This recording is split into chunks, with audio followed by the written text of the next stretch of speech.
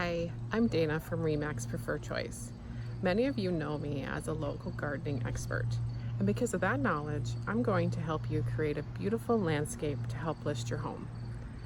In this next series of videos, I'm going to give you lots of tips and tricks on how to create beautiful curb appeal. In this first one, we're going to talk about lawns.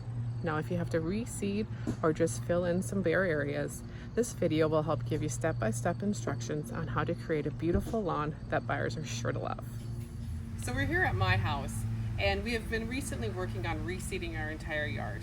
But as we have been reseeding, there are some areas that just are not seeded as well as we would have liked. So I'm going to be going back and interseeding those areas to create a nice thick lawn.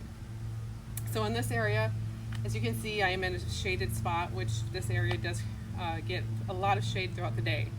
And when you're selecting your lawn seed, I always select a good quality grass seed.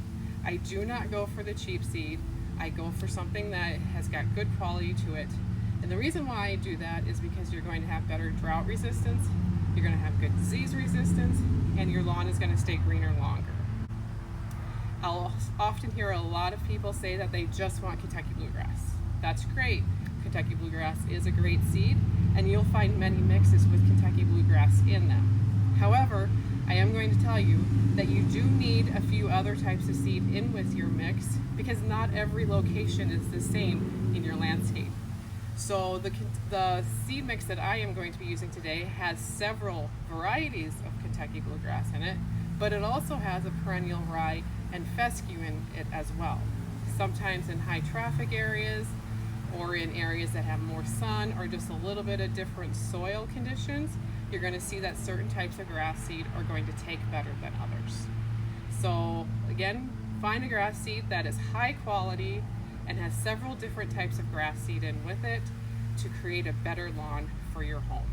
So before I'm going to seed our yard, I'm going to take a rake over top of this area, and I'm going to lightly loosen up the soil on the top layer of the soil. The next point I'm going to be doing is putting down a good starter fertilizer. You don't want a winterizer fertilizer or an established lawn fertilizer, and absolutely nothing with weed control in it. So you want to find a good new lawn starter to fertilize your new grass seed as it's going to start to grow. For areas with high compaction, renting an aerator might be best. After I have spread my fertilizer, I am then going to spread my grass seed. In this case, I'm going to just use a handheld spreader. If you have a bigger area, then you will want to consider using either a drop seeder or a broadcast seeder in those areas to cover more area quickly. After that point, I will then use a rake, and I will lightly rake in the seed to create a good contact with the soil. At that point, you are then ready to water.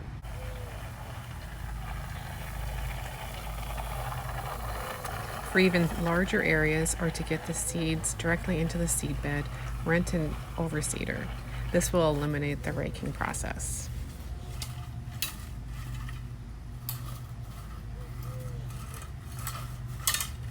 Now that your lawn has seeded, don't forget to water. The most important thing that you're going to be doing during this process is making sure that those seeds are moist at all times. Fall is a great time to be planting. Get your seed planted here in the next couple of weeks, and you'll have enough time to establish your lawn before spring for next year, creating a beautiful lawn to list your home with. If you need any help with listing or buying a home, please feel free to contact me. You can check me out on Facebook or on Instagram. Thank you, and I'll see you next time.